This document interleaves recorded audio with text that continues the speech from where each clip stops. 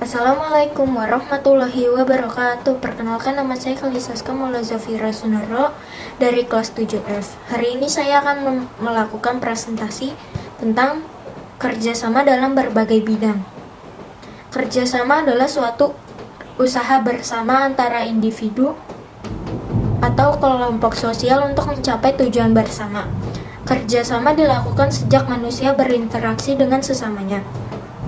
Kerjasama terbagi menjadi 4, yaitu kerjasama dalam bidang kehidupan sosial politik, kerjasama dalam bidang kehidupan ekonomi, kerjasama dalam bidang kehidupan pertahanan dan keamanan negara, kerjasama dalam bidang kehidupan agama.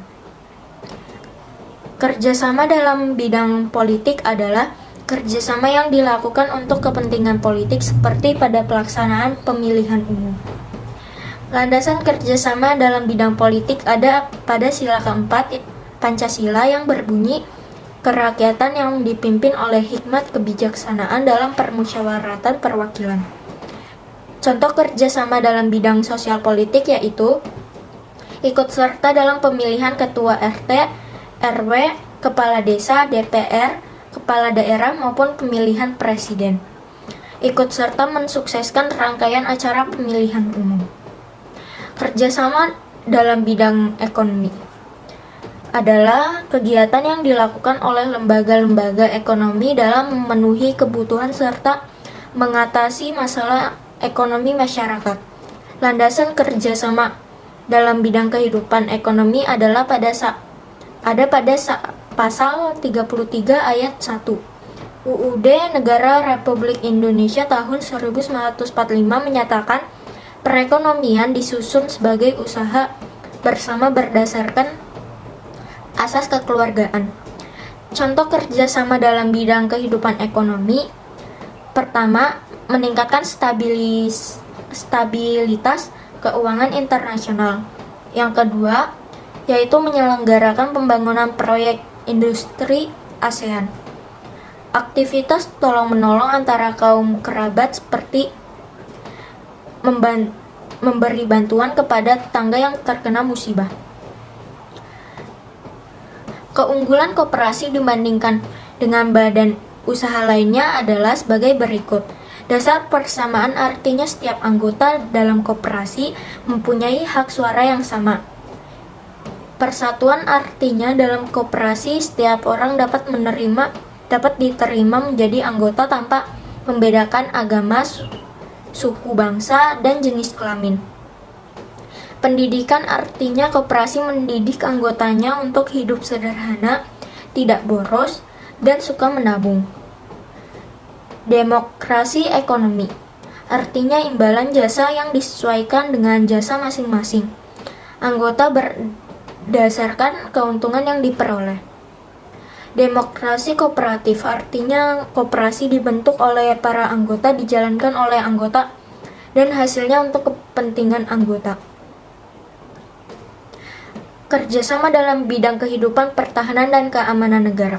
Landasan kerjasama dalam bidang kehidupan pertahanan dan keamanan negara ada di pasal 30 ayat 1 UUD 1945. Menyebutkan tiap-tiap negara berhak dan wajib ikut serta dalam usaha pertahanan dan keamanan negara. Contoh kerjasama dalam bidang kehidupan pertahanan dan keamanan negara yaitu: pertama, tidak saling bermusuhan antar suku, ras, golongan, agama, dan yang lainnya. Yang kedua, berteman dengan siapa saja.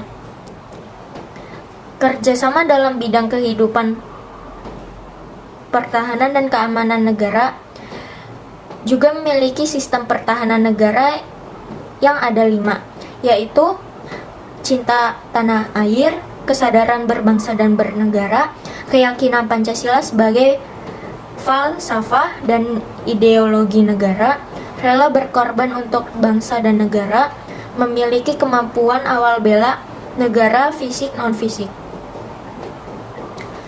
Kerjasama dalam bidang kehidupan umat beragama adalah kerjasama untuk memberikan kenyamanan dan menumbuhkan rasa persaudaraan dan menghormati sesama agama agar terciptanya hubungan yang damai aman, dan nyaman, agar tidak terjadi konflik dalam beberapa hal terutama menyangkut keyakinan antara umat beragama. Landasan kerjasama dalam bidang kehidupan agama ada di pasal 29 ayat 2 UUD 1945. Berbunyi, negara menjamin kemerdekaan tiap-tiap penduduk untuk memeluk agamanya masing-masing dan beribadah menurut agama dan kepercayaan itu. Contoh kerjasama dalam bidang kehidupan agama yaitu selalu menghormati kepercayaan masing-masing agama, tidak mengganggu agama lain, toleransi dalam hidup beragama, keyakinan masing-masing individu dan juga kepercayaan. Kerjasama dalam berbagai bidang. Dalam menjalani kerjasama dalam kehidupan di berbagai bidang, ada beberapa hal yang perlu dihindari, seperti sikap fanatik sempit, sikap individualis, sikap eksklusivisme, dan sikap primordialisme. Sekian presentasi dari saya. Wassalamualaikum warahmatullahi wabarakatuh.